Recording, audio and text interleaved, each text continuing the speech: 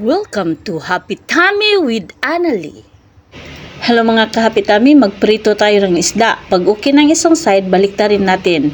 Dahil sa videong ito, magluluto tayo ng fish, sweet and sour mga ka-Happy Tummy. So, ito na yung naprito nating isda mga ka-Happy Tummy.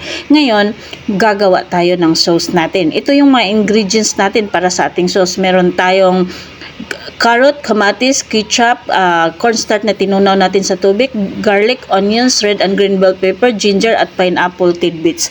Gagamit din tayo mga kapitami ng konting sugar, konting asin at saka konting vinegar para sa sauce natin. So gisahin lang natin yung mga ingredients natin mga kapitami at palambutin natin yung carrots. Tapos mga kapitami, yung cornstarch natin, siya yung magpapalapot sa ating sauce mga kapitami.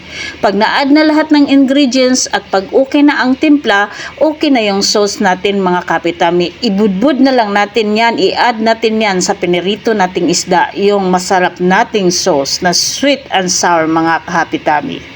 And after few minutes mga kapitami, ito na ang ating sweet and sour na fish mga kapitami. Wow, gutom na, gutom na. Thank you for watching.